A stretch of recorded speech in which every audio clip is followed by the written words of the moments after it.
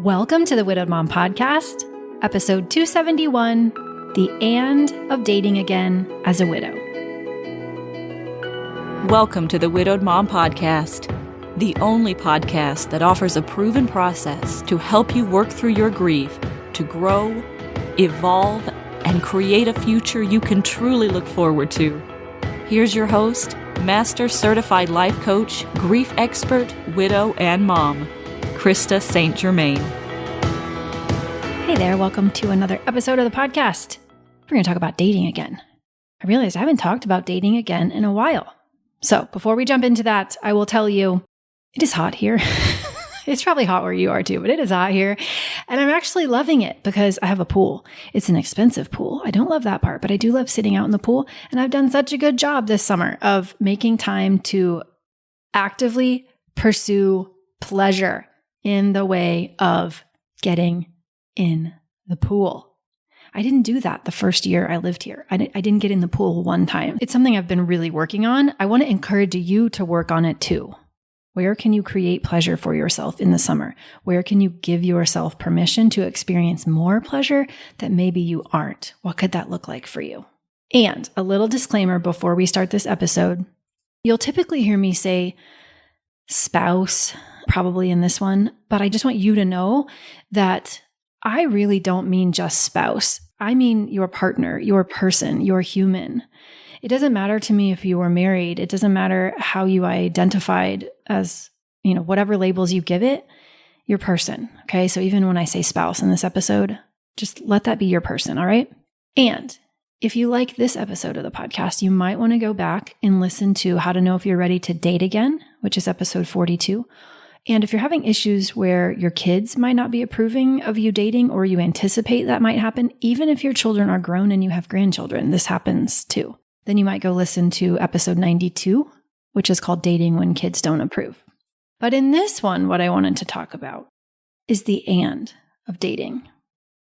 I get a little mad when people suggest false binaries in the dating experience of widows, especially when they haven't been through it and they aren't one. Wouldn't it be nice if it was just so cut and dried that you just reach this point in your grief and you know exactly where it is and poof, like you're ready to date. And it's not complicated or messy or emotionally up and down, right? It's just this nice, clean, drama-free, only positive experience. But that is not the way that it is. That is not what it is like to lose someone you care deeply for and then put yourself back in the arena and let yourself be open to the idea of loving someone else. It's just not the way it works. It's not the way grief isn't. So I'm doing this episode because I really want to give you permission to think about embracing the and in dating and what that might look like for you. I also did an episode called And the Most Powerful Word in Grief, and that was episode 261. It was pretty recent. And that's what's got it on my mind here, is how can we embrace the and in grief? And so I have 20 ands for you for dating. And I also want to say before I get into the ands that I speak from experience here. I waited to date. Not that my way is better or right or wrong. I just waited to date until I was several years in, until I felt like I really did love my life and I was happy with myself, and dating and being in a relationship felt like a nice to have for me. Didn't feel like something I needed. I didn't feel like there was a deficit in my life without it. I didn't actually believe that my life would be better with it. I just got to a place where I wanted it. And also I was okay not having it. And that's when I started dating again. And even then, the secondary losses keep coming. The secondary losses keep coming. And by that, I mean, right, the primary loss is the loss of your person, their actual death. The secondary loss is all the losses that happened because of the primary loss. So to give some examples from my own life, right, Hugo and I absolutely loved going to Cirque du Soleil shows. And of course, as a French Canadian, Cirque is a French Canadian company. And so he had followed Cirque for way longer than me and kind of got me really into it. And that was one of our things, was to go to Cirque du Soleil shows. And so to then go with my now current partner to a Cirque show is a mixed experience for me. It's very bittersweet. It's an and. I enjoy going with him and I miss Hugo when I'm there. Both exist. Both happen. The sadness, that pang that I feel when I go and Hugo's not there, that is a secondary loss. And also, I'm glad to be there with my current partner. That's what I'm talking about. The same thing happens when I go to the cabin, right? My dad's cabin. It was one of Hugo's very favorite places to be. We had been there only a few weeks before he died, hiking a 14er, and he loved it there. And we have lots of memories together going there and trails we've hiked and things we've done and, getting the Durango muddy and getting caught in rainstorms and like all the things. And now I take my current partner, right? And there's an and. I enjoy it with him and I miss Hugo not being there.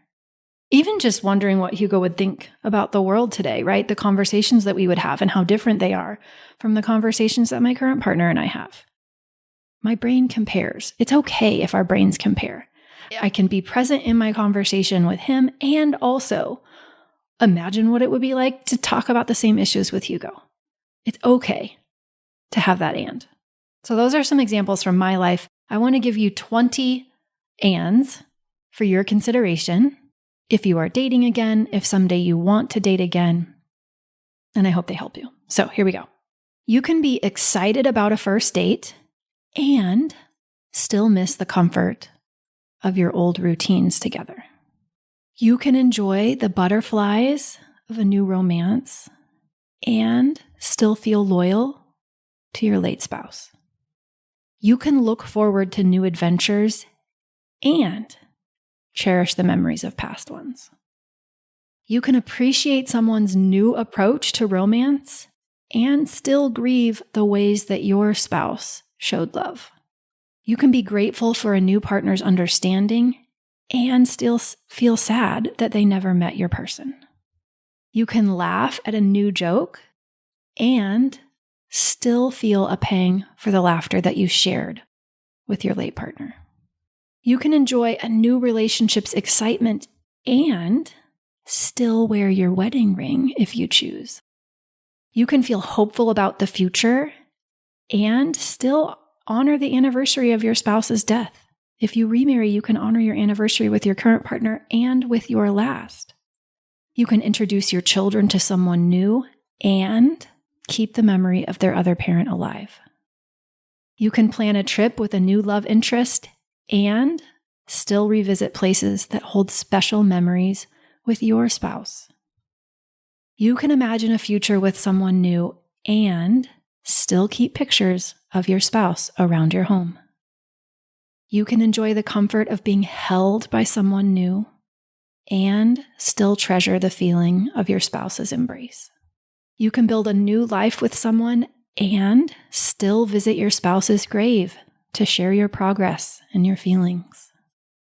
You can enjoy Valentine's Day or other holidays with a new partner and still reflect on past Valentine's Days or other holidays with your spouse.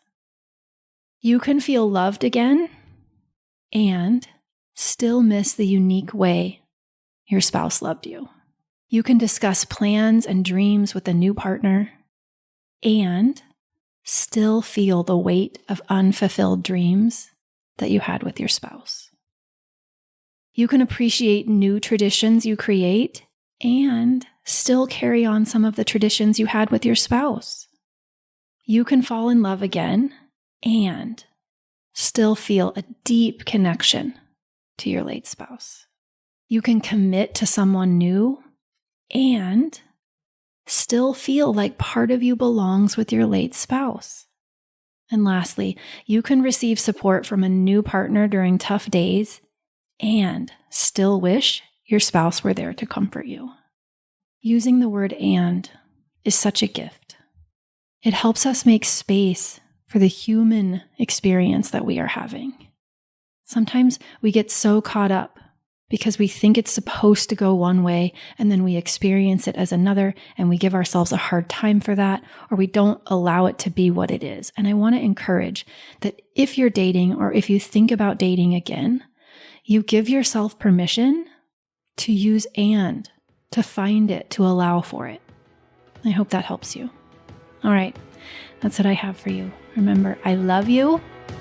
You've got this. Take care, and I'll see you next week. Bye-bye.